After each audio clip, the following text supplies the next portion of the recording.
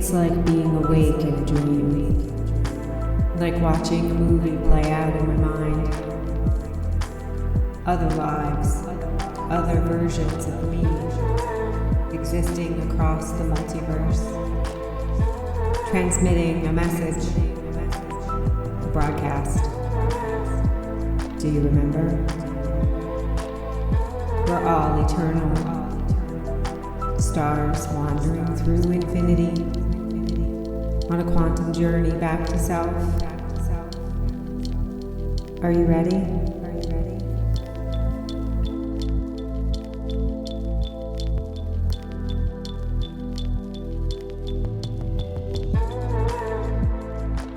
You are listening to Wandering Star Podcast.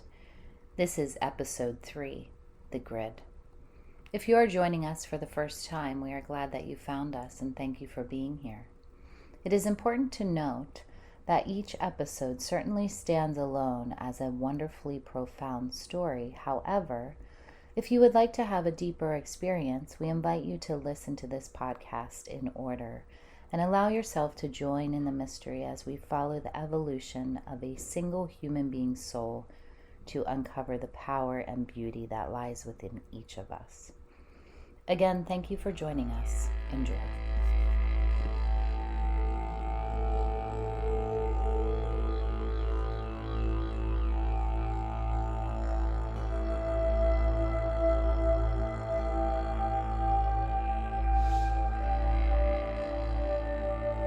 A misty gray fog settled in just above the tree line, lingering, watching, waiting.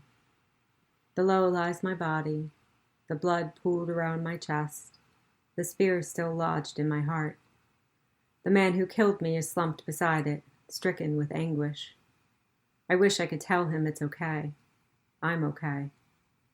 He weeps loudly, his body convulsing with regret. Suddenly he jumps up and runs away, stumbling over rocks, racing through the thick trees. I watch him disappear, desperate to escape his fatal mistake. The gray fog swirls. My friends and family gather around my body. The animals surround it. I feel the love, the grief, the joy, the sorrow. Yet I know they will be okay. I know they will carry each other through the pain. Not knowing where else to go, I remain here, the in-between, the gray fog, lingering. I watch them say goodbye, a beautiful ceremony filled with music and dancing, a celebration of my life. They wrap my body in white cloth and send it out to sea, just as they did with the old shaman. As I watch my body float away, the fog begins to lift. A bright star appears. A radiant white light, far away, instantly magnetic, ethereal, an intuitive knowing that this is where I go now. I drift off, slowly, peacefully. As I do, the fog fades away. The white light grows. It becomes brighter, more magnetic. I feel as though I'm being pulled towards it, like it's welcoming me, like it's absorbing me. My sense of self begins to blur. It pulls me closer and closer until I am the light. I am swirling intensity. I am electric. I am a collective energy. Not one soul, I am every soul. I am a piece of the source of all. A tiny fragment returned home after a long journey.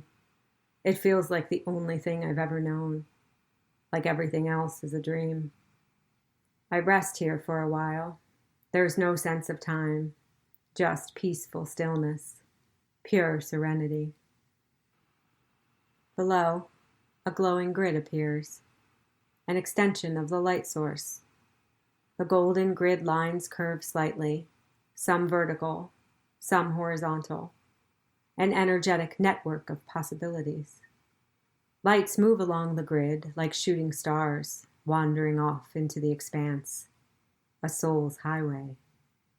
I feel a magnetic pull and drop down from the light source, landing on the grid. Around me, other lights, other souls, travel across the celestial sphere. I follow the curve of the grid until another magnetic pull. A thread drops down from the grid. A golden thread of light dangling delicately, pulling me gently, guiding me. Slowly I follow it, down, down, down, until I feel the blazing sun, hot, dry, blinding. Sunspots speckle my vision. I wait as they slowly dance away. The ground appears, sandy, rust-colored dirt. I see my bare feet. They're huge, calloused, tan. The fine bits of orange sand stick to my feet and ankles. My bare legs are strong, like those of a young man. A tattered leather skirt sits around my waist. My long dark hair is tangled and matted beneath arrows strapped across my bare back. My mouth is parched. My dry lips feel sealed shut. There's mountains far off in the distance. Small shrubs dot the landscape, but there's no large trees, no shade to take cover under. The setting sun is so scorching I can almost see the waves of heat rolling across the desert. I begin walking. In my right hand, a large jackrabbit hangs limp, lifeless. I've been out hunting. I look out across the horizon and see what I think is a small village. I sense it's my home, so I walk in that direction. The endless sky is pink and orange as the sun sets behind the mountains far off in the distance. The air cools slightly. My eyes are strained from squinting at the setting sun. I walk for about an hour until finally I reach the small village. There's about a dozen teepees scattered in a circle, made of sticks and hide. A fire blazes in the middle. The deep vibratory drones of a didgeridoo dance through the air. A full moon lights up the night. Twinkling stars dot the sky. Just beyond the teepees is a broad river, its currents flowing swiftly. I run to it and splash the cool water on my face. The moisture soothes my dry, cracked lips.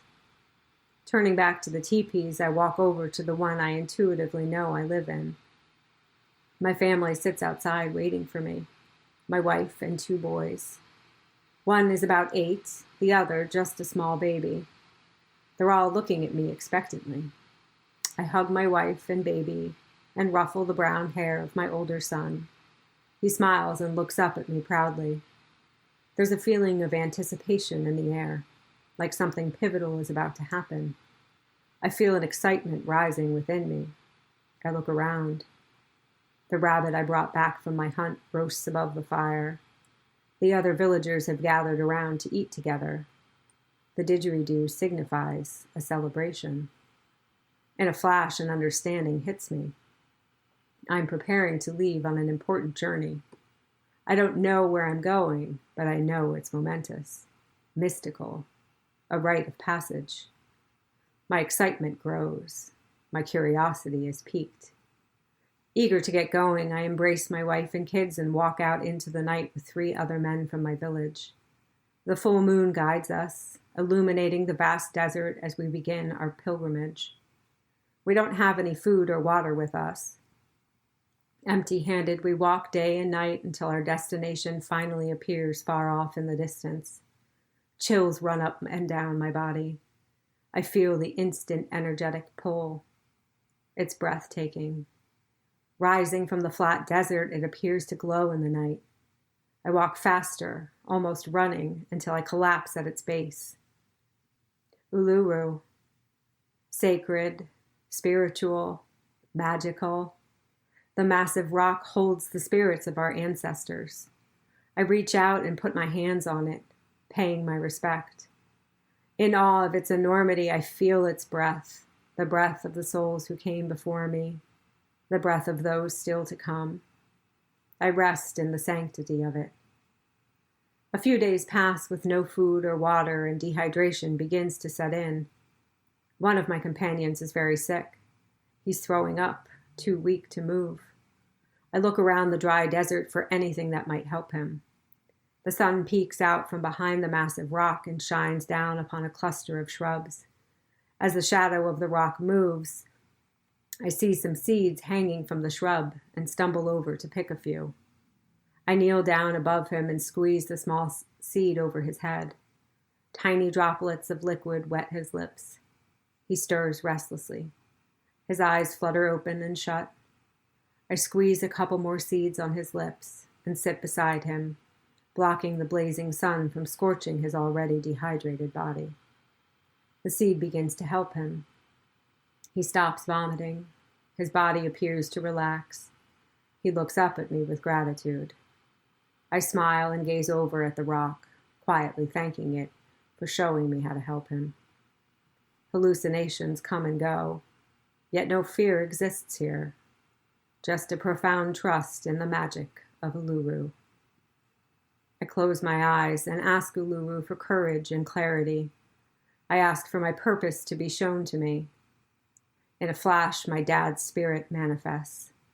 I feel his hand on my head, a comfort I haven't felt in years. My son, you are a warrior, he says. You must be strong and protect the village, like I did. Uluru will show you the way. Trust in your power. Trust in your heart. I feel his words ripple through my body, tingling, igniting a fire within. The wisdom of my ancestors lies within me. If I listen carefully, they will show me the way. After the third sundown, it's time to leave Uluru. We begin walking back to our village. I feel different. I feel empowered. I feel a newfound sense of duty. My life's purpose is clear to me now. I am a warrior. I'm filled with pride as I remember my father, his strength, his courage, his fortitude. The chance to be a warrior like him fills me with an excitement and honor I have not yet felt in my life. I've had no food or water for almost a week, yet I feel incredible, stronger than ever before.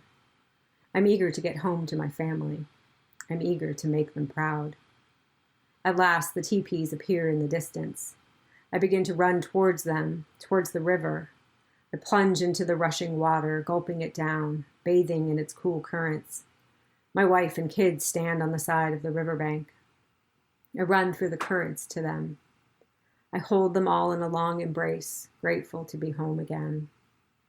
Over time, I begin to understand my role as the warrior. I understand what it means to protect my village. It's not about being a physical warrior. It doesn't require bodily strength. The warrior is a spiritual protector. The warrior's job is mental. The warrior doesn't tell others about his role as the warrior. The warrior is a silent guardian. I know what I must do. I cast a net. Unseen to all but me, it hangs high above the village, an invisible sheath, a protective barrier. Below the net, truth, joy, love, transparency. Yet I know what lurks beyond it. On the other side, gray smoke prowls above the net. Dark, thick, it coils and twists, looking for a way in. It's persistent, sinister, dark energy. I don't fear the smoke. I know what it is. The smoke is like a parasite looking for a host. The host is vulnerable and innocent, unknowing. Nobody else in my village knows it's there. If they did, they'd fear it and the smoke would find a way in. Fear always lets the smoke in. I call upon the ancestors to help me hold the net, to help me hold the light. A few months pass by. I'm riding on the back of a black stallion. I feel a surge of anticipation rising within me. I feel a knot in my stomach, churning, twisting. Something is wrong. Something bad happened. I can feel it. I race back towards the village. As I get closer, I hear crying. Deep, wretched sobs echo across the vast desert. It's my wife. Her frantic cries cut through me. As I get closer, I see her slumped over on the side of the river, the other villagers gathered around her. I jump off the horse and run towards her, my heart pounding in my ears. I see she's holding our baby. Her desperate wails confirm what I can't bear to accept. Our baby boy lays lifelessly in her arms. I struggle to understand. He died in his sleep. No accident occurred. He wasn't sick. He just fell asleep and stopped breathing. My wife is broken. She's tormented with guilt, unable to not blame herself. A turning point for her, a turning point for me. Guilt rises in me as well. I am the protector. How did I let this happen? I am the warrior, yet I couldn't keep my son safe. Self-doubt grips me. Shame crushes my truth. The gray smoke found a way in. My wife and I are both captured by disgrace, unable to understand that neither of us is to blame. The net begins to fade. The darkness descends upon us. The gray smoke creeps in. I begin to fall, half in, half out of the darkness. The smoke taunts. It plays tricks. It would be so easy to give in, to relax into the sorrow, to give up. But I know what will happen. The gray smoke will take over. A thick haze of illusion will seep into the village. People will become angry, jealous, afraid of one another. Reality will become distorted. I can't let the net fade away. I walk away from the village into the quiet desert night. I sit down, my legs crossed, and close my eyes. I call upon the ancestors. I feel Uluru in my heart. I feel its energy giving me strength. I feel my dad's hand upon my head. I remember. I am a warrior. I am a protector. Under the starry night sky, I sit in silence, hand on my heart, feeling the breath of the rock, the breath of the ancestors. I take a deep breath, eyes closed, and see the body of my baby boy. I see a light rising from him, leaving his body and soaring high. He's going to the light grid.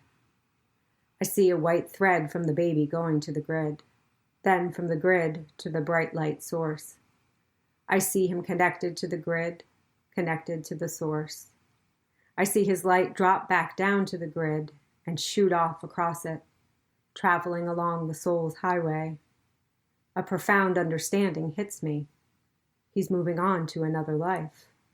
His soul's evolution continues. Watching in amazement, I follow along. I glide across the grid until I see the golden thread leading down to him. I drop down. I'm soaring over mountain tops, across vast green rolling hills, until I see him. Sitting in tall grass, straight dark brown hair, large almond-shaped brown eyes, a big radiant smile. A young girl. She's holding something up as if showing it to me. It's a bright yellow flower. Her small fingers clutch its long green stem. She laughs giddily. There's a twinkle in her dark eyes. She knows I'm here. She remembers me. Across space and time, we're always connected. The realization takes my breath away. A moment of pure magic. A moment suspended in time. I look around and see her home. A small stone cottage in the middle of a vast countryside. Yaks are grazing in the fields. Her mom is making her soup in a large cauldron. Her dad is working out in the fields. She's happy. She's safe. She's loved. I'm shaken with an astounding awareness. I see the eternal evolution of consciousness, the divine connection between us all. I choke back a sob. It's the most beautiful thing I've ever witnessed.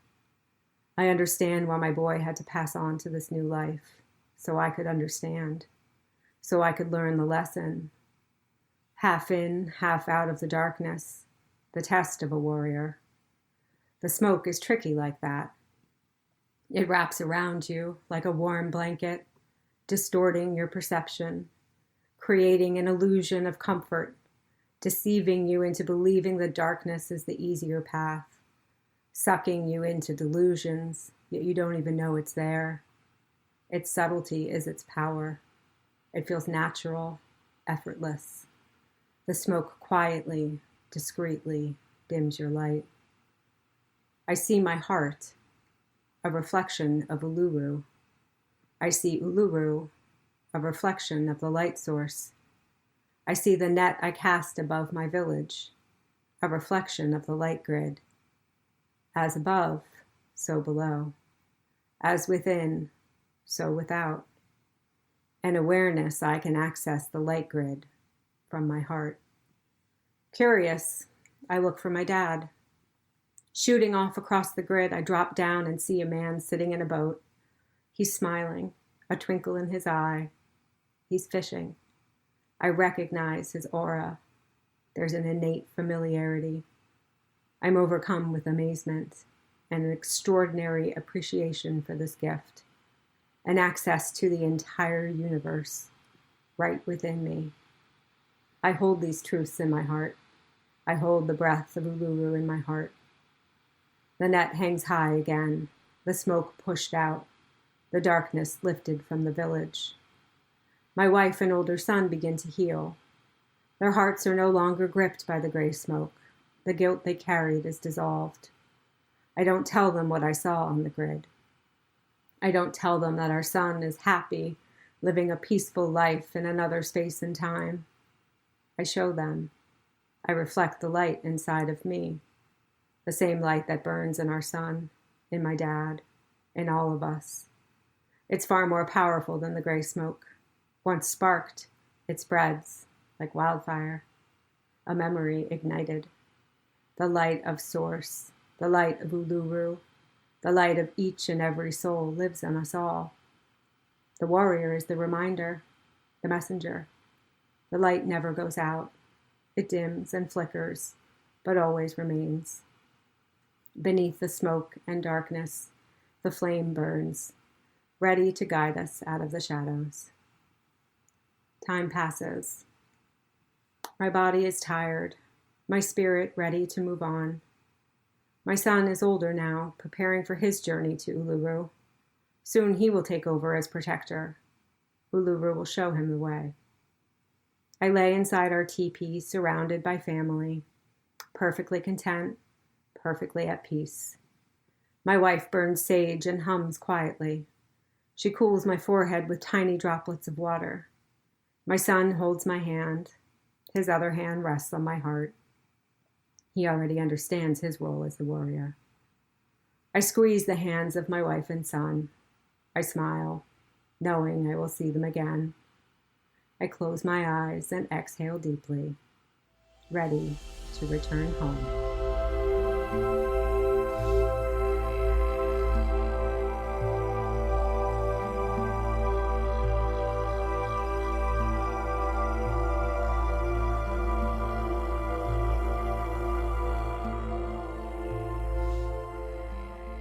And we're back. Again, I'm Keisha, the facilitator and guide during these sessions, and I'm joined by my co-host Hillary. She is the writer and narrator and the experiencer of these stories that you're listening to. Hi, I'm Hillary. I'm the experiencer. I like that. I like that. Yeah, I'm excited to be back again. This time, session number 3, Second Life on Earth. And it's a good one. Mm-hmm. Don't you think? Yeah. Really beautiful one, honestly. So I guess we should start with the very beginning, how we went back to the death scene in the previous life. Because that's something that we're going to basically do for almost every session moving forward. Right. We're going to go in at the death of the previous life. Right. So this was the first time doing that. Mm-hmm. So any thoughts you have on that? Well, I think it was quite incredible because this is obviously the first time that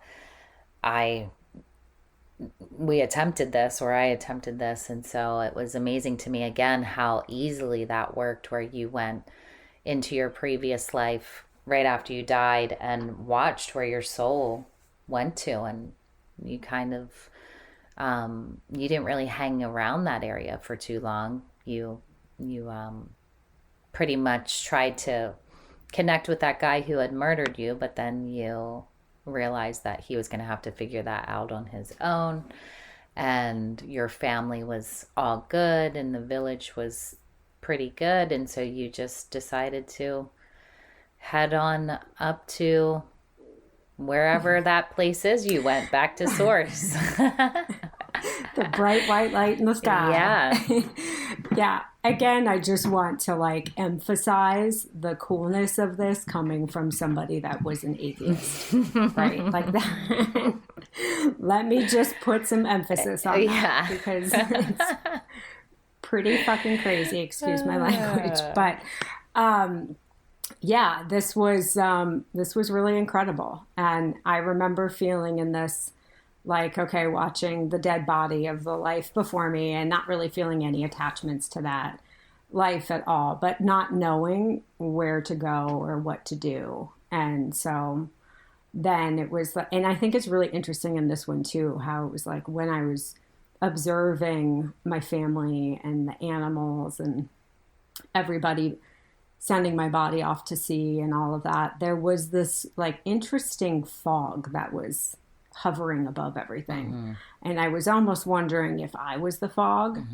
And I think it's like pretty cool going into this one where we see the gray smoke, that was like this fog settled in above everything. And then as soon as my body was sent off to sea and the like celebration of life for me was over, then this fog lifted. And then as soon as the fog lifted, I see this bright light in the sky. But it's almost like more than seeing it, it was this very strong feeling with that, this very magnetic pull towards it. Like as soon as I saw it, it started like a really bright star, and it just kind of kept growing and growing and just felt like I was being pulled towards it. Obviously, like, willingly, it wasn't like, no, oh, hell no, I don't want to go there type of pull. Right. But it was like this really cool and being drawn to this. And then once I got up there, then it was like I became it. I became part of this source. And the feeling I had in my body during the session was this very electric, buzzing feeling. And it was like, in the session, I think I said to you, like, there was no sense of self anymore. It was just this like connected with everyone I've ever known being there. And just this like really pure feeling of like bliss and I don't know, just this crazy energy going through my body. It was really wild. That's amazing. Yeah.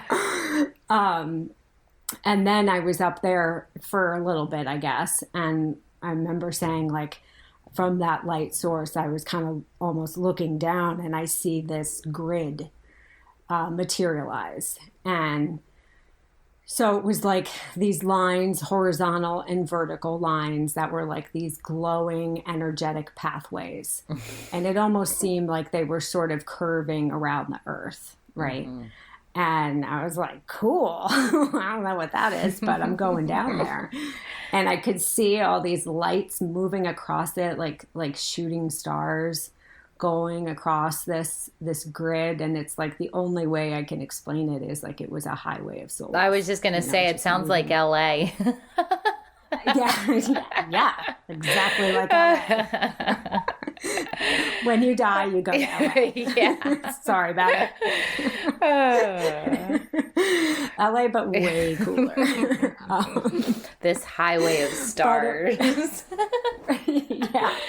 Yeah, but that's the only way I can really explain it is like all these lights moving around. And again, this like crazy electric current that it just felt like. And so obviously this is why we named this one the grid. The grid is pretty important in this this session. Absolutely, for sure. Yes.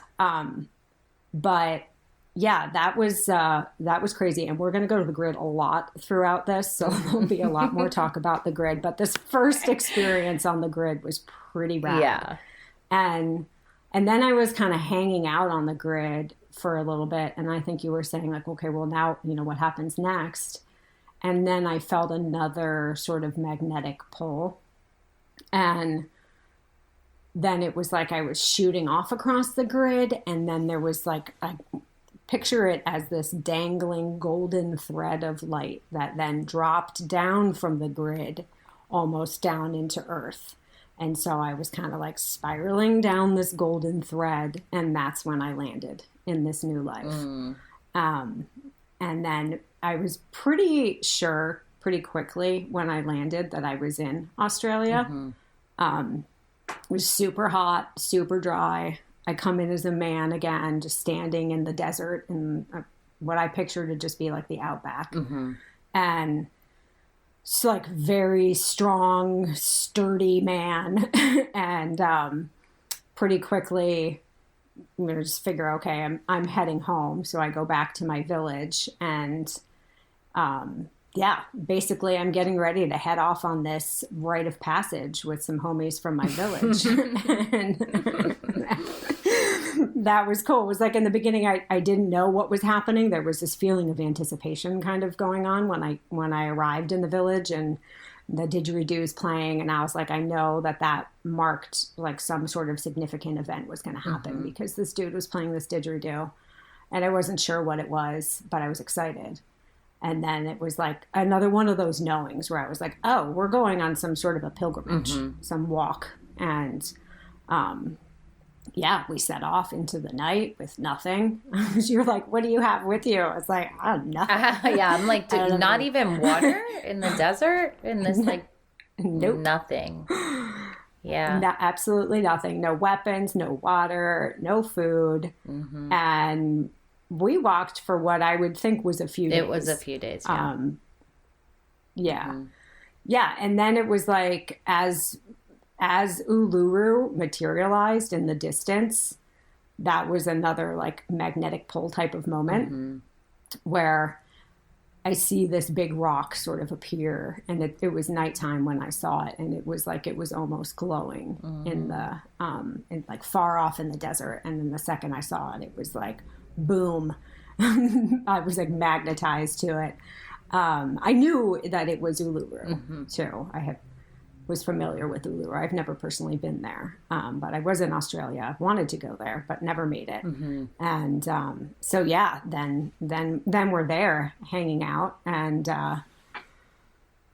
it was pretty cool. Yeah, let's just explain a little bit about how these ley lines exist like on the planet, the same as in the solar system. You know how the planet has chakras just like the human body does, and this specific area on the planet is the third chakra, which is the solar plexus, the power center of the entire planet.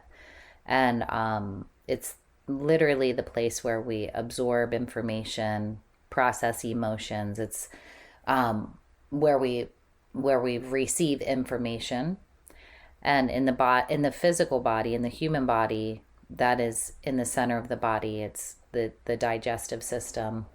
And so I think it's amazing that you take this trek to go to this place literally to receive information, and super significant. And do you want to explain what that was like when you received that? Yeah, I do just want to go back real quick because I totally forgot about the ley line thing. And I just want to bring this in briefly. You mentioned that because this is another moment for somebody like me going into all of this, having zero knowledge of any of this stuff.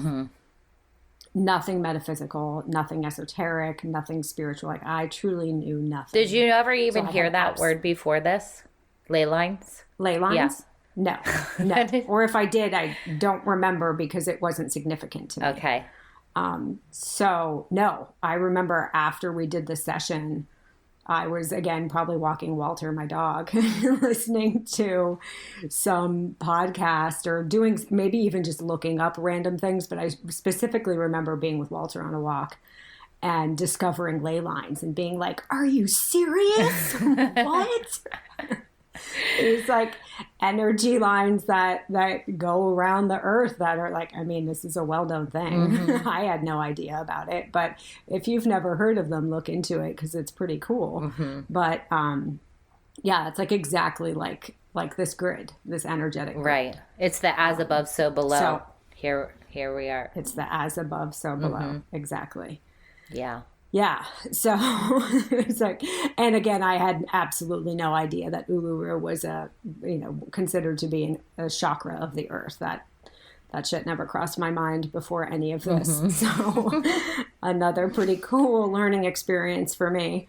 But yeah, being at Uluru was very similar to being up at Source. Another as above, so below, right? Because the magnetism of it, first of all, being so drawn to it, and then being there and again feeling this extreme bliss, this peace, and being there without any kind of food or water or anything like that. So I have to be like suffering from some serious dehydration. And but there was absolutely no fear of any consequences, anything like that happening. I did have that guy with me that was going through it for a minute, but then it was like something from the rock showed me that I needed to like squeeze the seed over his lips. And then once I did that, then he was cool. Yeah. But yeah, I really felt like there was a big as above, so below with the Uluru and reflecting Source, basically. Yeah. Absolutely. And being there, like feeling really connected to all of these ancestors. Like Uluru is a very sacred spot. And so in this session, I was clearly going there with this mission to connect with my ancestors and to find my purpose. That seemed to be like the primary reason I wanted, or the primary question I had for the rock, for the ancestors of these spirits that lived in the rock, was to show me my purpose. And then I feel my dad's presence, and he tells me that I'm to be the warrior. I'm to be the protector of the village. And it wasn't clear to me what exactly that role was at the time, but I remember feeling like this extreme sense of pride and this excitement to almost, walk in my father's footsteps, and be the warrior, be the hero, essentially. So yeah, anything else about Uluru before we move on from that point?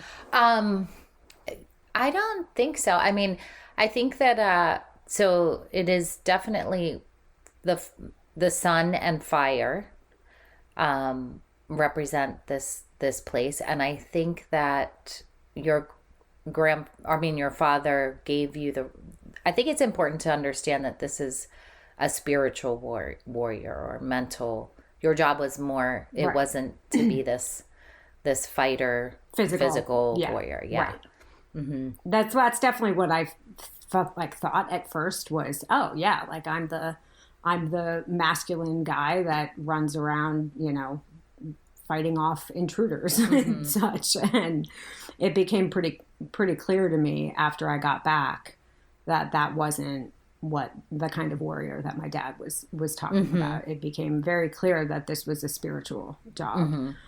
This was, I think, spiritual and mental. Right. And it was like I had to protect the village from essentially spiritual attacks. And so then what I did was what any of us would do, right? Cast a net up in the sky. And you're like, so what are you going to do? And I said, I cast a net. Yeah. And just like, again, picturing this like huge fishing net covering the village, this like bubble above the village that's invisible to everybody but me. And below the net that I cast was like everyone living in love and harmony and truth and joy. And then I said, but I know what's above. I know what's on the other side of the net. And you're like, what is it? I was like, it's gray smoke. And but I picture it still so clearly in my mind as these this thick, dense smoke that almost had like all these long like octopus arms, coming off of it and just kind of swirling and twisting around the top of this net, just like looking for a tiny like puncture of a hole to get in. And then it was like, okay, this is my job to keep this gray smoke out. I said nobody else in the village knew about the gray smoke, because if they did, then they would fear it. Right. And once you know it's there and you fear it, then you automatically are like poking a little hole in that net, and the smoke is going to start slowly creeping down in. And so this was pretty freaking cool, the gray smoke part of this whole thing, which we keep going back to over and over again because it's huge. Right? It represents so many things. And I remember there were a couple moments where you were explaining how when any time that your job got a little bit, like you became maybe a little bit distracted or something, that you had that connection with your father, and he was always helping you. That connection was always there, and he continued to help you. It wasn't like he just gave you this job and was like, okay, this is your job. Like, you're on peace out. Yeah. Good luck. No, like that connection remained for you to be able. For sure. I thought that was very interesting. Him, and it was like all of the ancestors in that rock. Right. I felt like I had this whole army behind me to help me out, posse, for sure, which is important. right. Yeah. Oh my God, I got my crew.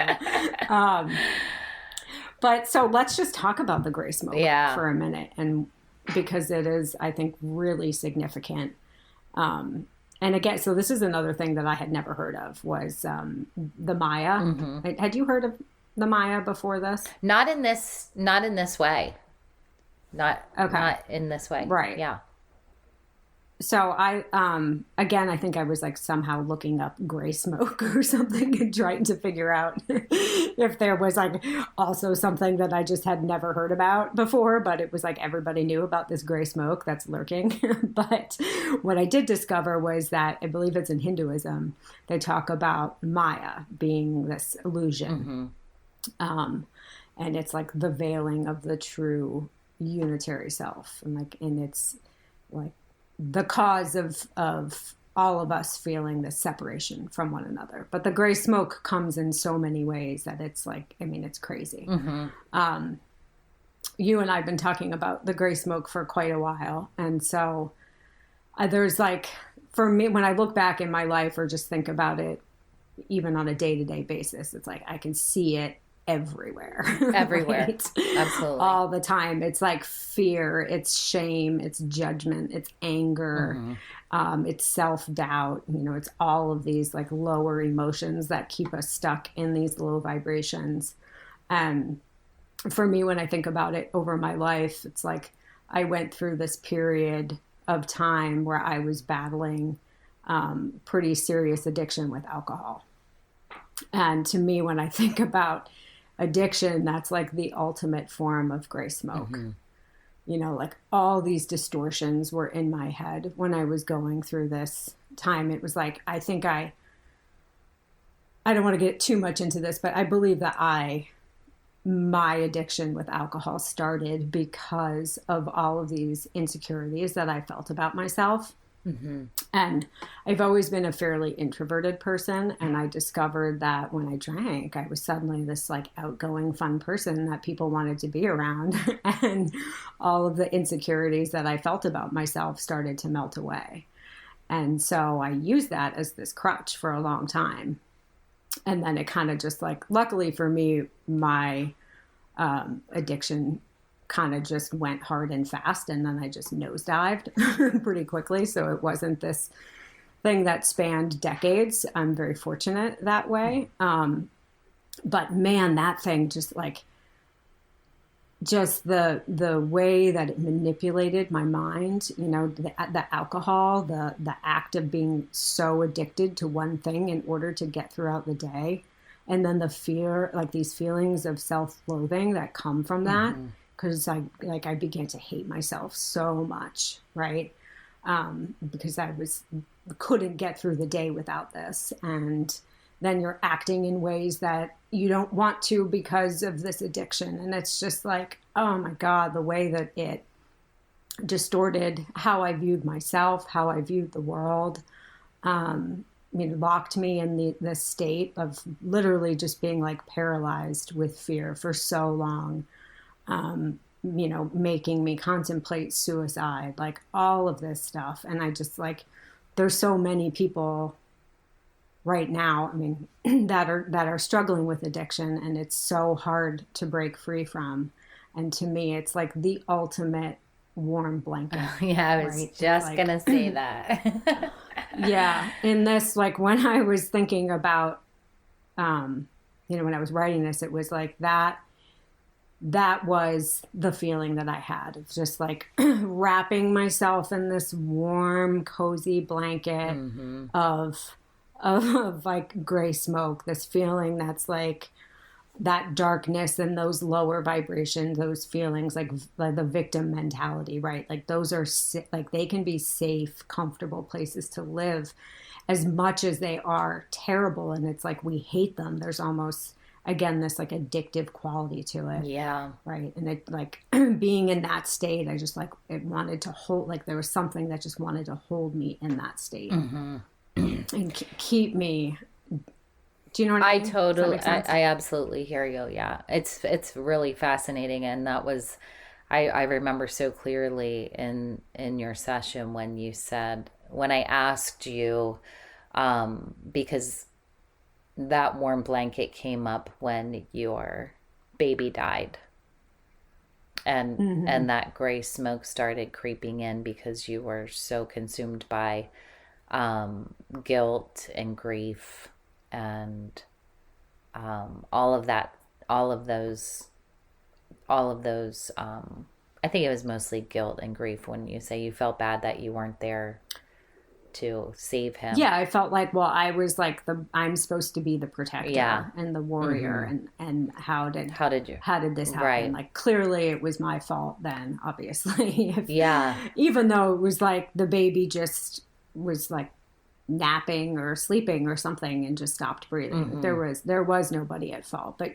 obviously as the parents of a baby that dies, of course you would blame yourself. That's a pretty natural reaction. Yeah, that was really interesting though, because you were very aware that the gray smoke was creeping in, and you were describing how it was almost a comfortable place, like to it when you said it's like it feels like wrapping yourself in a warm blanket. And I just remember thinking, wow, a warm blanket of guilt and sorrow and grief and just wanting to stay there. But because like if you weren't feeling those things after your son had died, this baby had died, what does that look like? Like in the moment it looks like, it could look like, oh, you are like heartless and don't even care that this baby died. Or it could be like it felt like how you were supposed to feel, the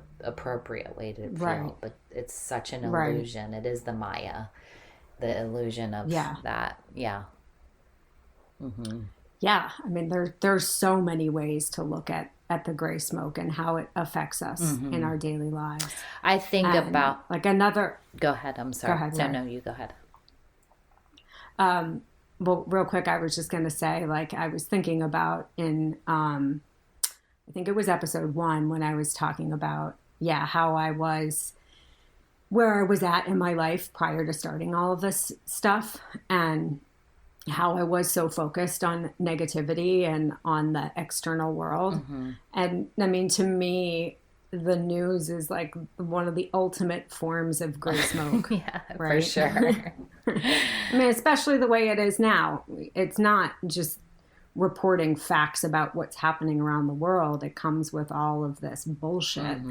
And it's like sort of sculpting us like we're these like molds, and it's just like telling us, it's this brainwashing coming at us, telling us who to hate, and dividing, separating all of us. And like I was really caught up in that shit for a while. Truly.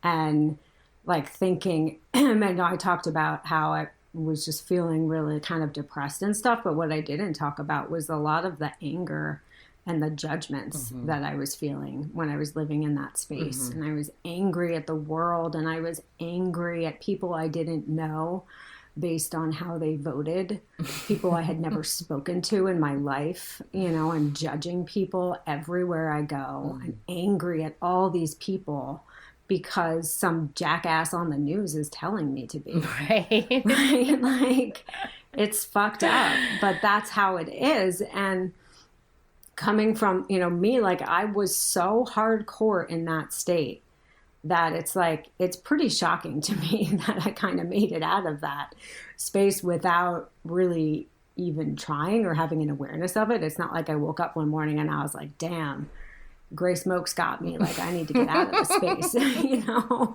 this is just like this, you know, evolving for me, truly. And it's like, I'm cool with that. I'm okay to say, like, guess what? A few years ago, this is who I was. And I'm not proud of it, right? I'm not proud of judging people that I never met. I'm not proud of hating people that I never met. And I was on this like fucking soapbox thinking that I'm so much better than all these other people. Meanwhile, I'm running around judging everybody and being angry. And it's like, I limited myself so much in terms of meeting people, making connections, because I had put myself in this box. And if you weren't in the same box that I was, then, you know, screw you, Oh, man. essentially. Yeah. And over the last couple of years, I've met people of all walks of life, many people, which before I never would have considered having a conversation with them. That's wild. And guess what? They're fantastic people. Yeah. And I just feel like this is one of the biggest forms of gray smoke that we deal with right now in our current lives, is like all this shit that comes out of the media. You know, it's just like all it does is divide us, keep us hating each other, keep us judging one another. And the more divided we are, well, like, look what happens. Look where we're at right now. Yeah. So I just wanted to put that out there because for me, it's been such a huge change in my life that's brought nothing but like cool new friendships, right? Meeting new people, hearing different perspectives. And I don't have to agree with everything that everybody thinks and says. That's cool. But like, you know, as long as you're not being a dick to me or being like outwardly, you know, whatever, you know, racist or an asshole to other people, like if you are doing any of those things, then I don't really want to hang out with you. But like what I found is that most people are actually really nice, really cool people. The people that I have met that I, you know, never would have considered talking to beforehand. So I just had to throw that in there. Thank you for sharing that, Hillary. That's so important for people to hear in today's world, because the division is the biggest thing that I think we're suffering from as a whole right now. It's pretty dense, you know, and that smoke is very dense, and it's fucking subtle. It is so subtle, and that's I think one of the trickiest things about it. Like, since we've done this session, which has been a couple years, we have this awareness of the gray smoke, but it's still it creeps in. You know, it creeps in everywhere. It even time. creeps in like places where, like, I don't know, like I think about, I'm a yoga instructor, for example, and I think about the beginning of my yoga, you know, stuff when I got real serious about it about a decade ago, and I think about how it even creeps in places like that. Like, you think it's like a form of addiction in a way. Like if I were having a shitty day one day or something, I'd be like, oh, well, that's because I only did yoga once today. I didn't do yoga twice today. or like whatever. That's what I mean. Yeah. It's like, it can come in through anything that keeps us distracted from just being okay with who we are and what we're experiencing, and or not even not being okay, meaning like, oh, everything's like rainbows and butterflies all the time, but the awareness, like, be upset if something horrible happens and be okay with being upset with it, or just anything that keeps us more in our head than in our heart, I would say. That's exactly it right there. Mm-hmm. That's exactly it. Yeah. It's like blocking off living from the heart space. Yeah. Yeah. Mm-hmm. Yep. Okay. So then, yeah, you were talking a minute ago about obviously like the baby dies, and so this is when my wife spirals, and then I start to spiral, and that was, I think I said I was like half in and half out of the darkness, Mm-hmm. and the gray smoke was there like this warm, cozy blanket, and I just felt like it was going to be so easy to give in. Yeah. But I knew what was going to happen if I succumbed to that darkness, Mm-hmm. and I knew the gray smoke was basically going to take over my village, and then I have failed my mission as the warrior. Mm-hmm. And so I go out and I'm sitting under the stars, and I close my eyes and I'm picturing Uluru in my mind, and I put my hand over my heart, which I felt was a representation of Uluru. It was like Uluru was a reflection of Source, and my heart was a reflection of Uluru, thus a reflection of Source. And so I'm picturing all of this in my mind, and then I see my baby's body and see this white light coming from his body.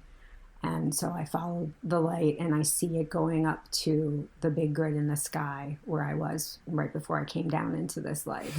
And I said to you, oh my God, he's going up to the grid. And Yeah, you were. This is a moment. You were like, I remember very clearly. You said, "I'm sorry. Hold on. I'm watching. I'm watching this happen right now." And I think this is a part we really want to share with everyone so they can hear how this actually occurred in the session, because to me it's the most beautiful. I think it was truly the most beautiful thing. I could cry every time I even think about this moment. So Right. This is like almost too powerful. Like we can't just talk about this. Mm-hmm. We decided that we needed to actually play this clip from the actual session. Yeah. Because I think you just get such a better understanding of how absolutely magical this moment was. Right. So we're going to play this short clip for you guys, and then we will be back. Mm-hmm. Is that like one of the markers of where to actually go in physical form?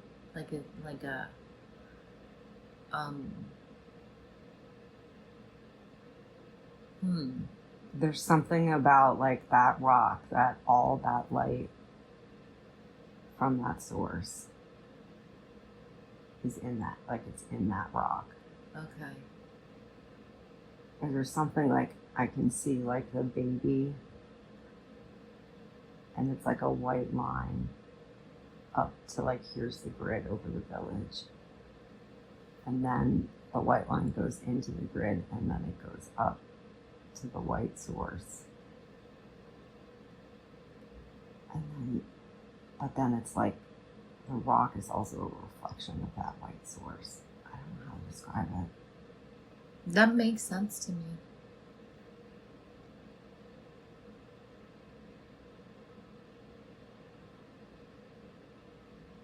It makes perfect sense that the rock would be a reflection of the light source, because all of that energy is... I understand what you mean. I'm having a hard time even saying it, Austin, but I do understand what you mean. That makes sense. That's pretty amazing.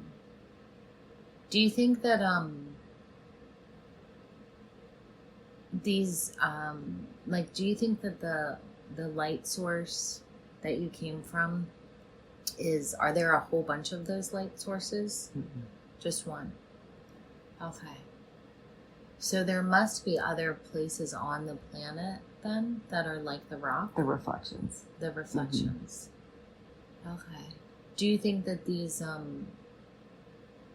do you think that the energies of like your father and your baby and all these energies that culminate there, do you think they stay in that area, or do you think that they they go to other places too? I think they go to other places, but when you need them, you can go to the rock and call on them. Ah, okay. And they'll be there. Okay.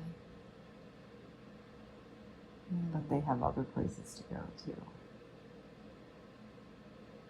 But you'll always find their presence there if you need it. Their what? The presence there if you need it. Okay.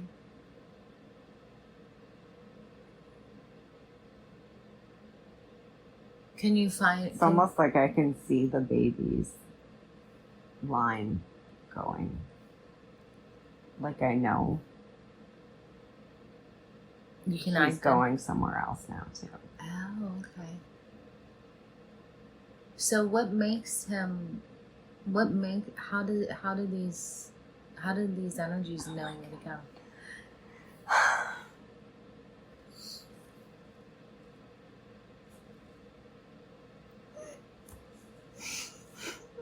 I'm sorry. No. Like,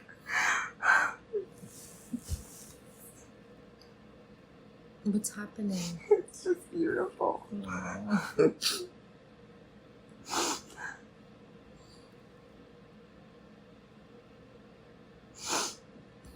I saw that he was okay, and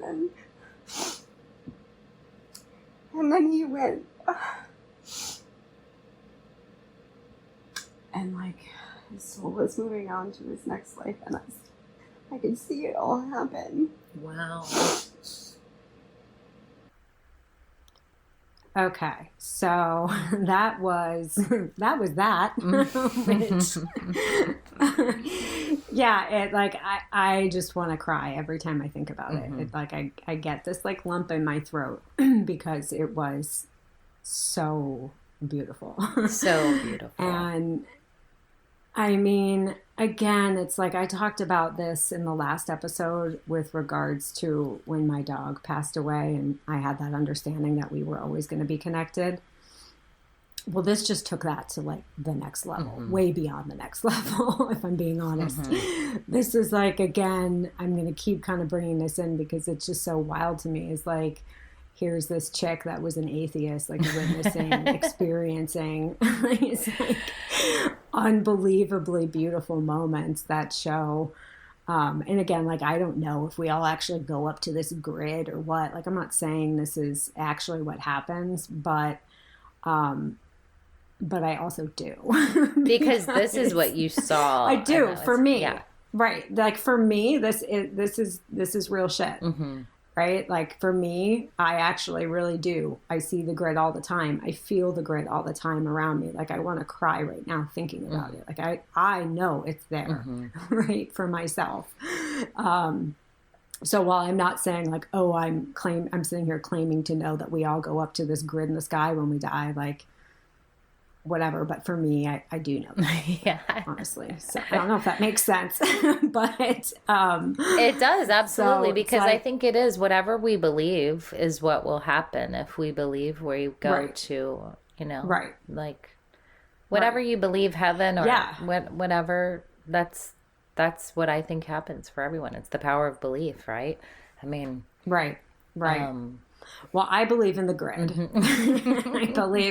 I believe the grid is actually everywhere, all around us. 100%. It's also like, these energetic currents that are just like flowing everywhere. It's not just this like net around the globe. It's like sometimes if I'm sitting here, I almost like picture I'm sitting in this grid, right? Almost like Matrix style, but not in like a weird creepy sense, in like a really beautiful sense where it's like I can feel and see all these lives happening at the same time and all of these different experiences, like infinite possibilities all around me at any given moment. And it's like the way to access that is through your heart, right? Like to tap into your heart space, and then it sort of opens up this world of infinite possibilities. Speaking of infinite possibilities, this is one of the most this was really cool in this session too. I remember when we were in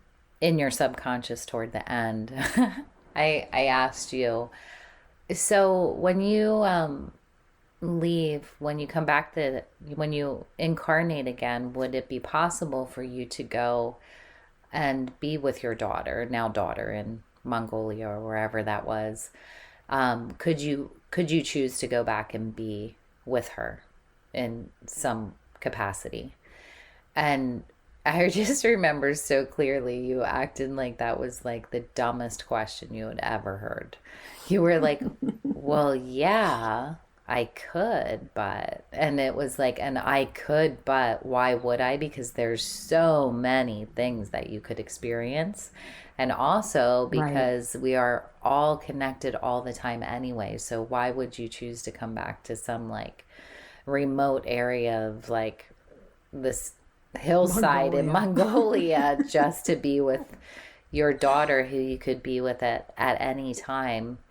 And there's a gazillion other things you could experience too. It was hilarious, actually. I remember actually wanting to like laugh at myself because I felt like it was a really dumb question after you responded. It's almost like you were like, did you just hear what I said? Or you're not paying attention. Yeah.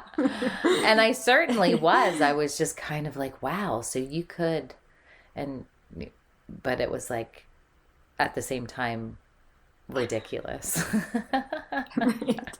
I mean, I think it's a very valid question. I probably would have asked the same if I was in your shoes, but I guess in that moment I was just like, no, why would I do that? Yeah, and it was really cool too. I don't remember exactly where this was at this moment, but when I asked you if you could see your father, if he had incarnated again. Oh, right. And and you saw him on that fishing boat, and very happy, peaceful. That was pretty cool. Yeah. Also. Yeah. Yeah. Totally. Yeah, he was just chilling in this fishing boat with a big old grin on his face, and it was like I knew that was my dad. And yeah, like how cool, right? And I've used the grid a lot in meditation. I remember right after we did this, like I was like all into the grid for the longest time. I would picture the grid and just go to like all these crazy places on it. And in that point in time too, it was always the space like above the earth. Like it was always this above thing. And now I'm sort of in the space where I'm picturing it all around me all the time. Yeah. And I could just like access it anytime I want to. In meditation, or even not. Sometimes I'm just be sitting here quietly for a few minutes and I'll picture it, and you know, I don't know. It's pretty incredible, honestly. It is. It's the flow of energy. I mean, this absolutely, and like how we're all on that, you know, on that grid, moving around, and I don't know. I think it's that idea of infinite possibilities had never occurred to me before, truly. Right. And again, like going back to this point of like me having this understanding that all of these people in my life that I love, that I have always feared the day that, you know, I would lose people close to me when they die. And like that fear is totally gone. Because I have this like innate knowing and understanding, again, this is truth to me, that I will always be connected with these people that I love, with everybody. But it's like, you know, having that feeling of fearing when your parents die or something like that, or your kids, or, you know, these awful things. And it's not to say that there won't be grief. You won't feel that loss. Of course. But it's a big fucking difference from feeling like that's it, right? Life over. I tried not to think about death too much prior to doing all this because it was so terrifying to me. It was like that door that I never wanted to open, because it was like how awful and sad to think that you have these amazing connections with people in this life, and then like, boom, that's it. Nothing. They're gone. You'll never have any connection to them again. That's pretty sad space to be in. Right. So it's scary. Now to be given this gift, it is scary. And I've talked to, you know, several people in my life that have experienced many losses. Specifically, my sister has had to deal with many close people in her life passing away over the last few years. And it's like, I don't want to come to anybody, and I don't want to sound like I'm preaching to anybody about this stuff, but I think it's also like, for me, it's given me such a sense of peace that I try to very gently just say, like, I mean, what if that's not the end, right? Like, what if they're okay? What if there is no hell, right? Like, that seems to be a fear that I've talked to some people about too, is like, well, if you're in some kind of religion where it's like you don't act a certain way and then you're banished to, like, this hell for eternity. I mean, again, awful thought. It's like, what if that doesn't exist? What if that shit's just gray smoke? Right. What if that shit's all in your mind? But anyways, I could go off on all this stuff for a long time. But again, I just wanted to say this was another massive, massive gift for me, which has really helped me sort of come to a very peaceful feeling and understanding about how there's never really any kind of a death. It's just the transformation. Absolutely. So yeah. Then I guess in the session after basically that magical moment of watching my baby and the dad, then I come back down into into my life. And it was like, I didn't tell my wife and my son about what I saw. Like, I didn't tell them, like, so this is what happened. I went up to this grid and I saw our baby go to Mongolia. And now he's this, like, happy little girl and it's cool. So you don't need to be sad. Like, I didn't say that to them. But I think it was more like this, me showing them, absolutely, that I had started to spiral out into the darkness as well. And then I caught myself. And so that was like, I was essentially the way I viewed it was just like reflecting the light from source, reflecting the light from Uluru. Like, and it is the heal yourself, heal the world again. That is exactly, like, that's exactly what it is. Yeah, you had that understanding that you didn't have to explain anything to them. You just had to do what you knew how to do, and what. Yeah, exactly. Exactly. Get rid of that. And they made it out. Yeah. They made it out of that space, and the net was hung high once again up in the sky. Yeah. So do you want to say anything else about the as above, so below in this? Because this obviously was very significant in this one. I think that like, for people that don't know, have never heard of as above, so below, should we talk a little bit about, like, what the hell that is?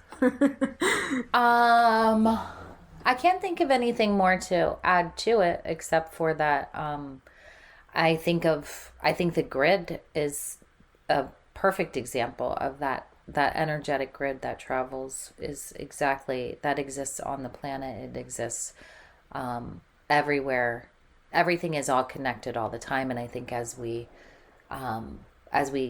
move on, even in the next one we're about to get into, I think that will make even more sense as we continue. But right, is there anything else that you would want to share about it? Well, the only thing I want to, two things maybe I want to say is, one is that just for people that have never heard of as above, so below, as within, so without, it's the law of correspondence, one of the Hermetic principles, right, which is, I think, pretty important to mention. Yeah.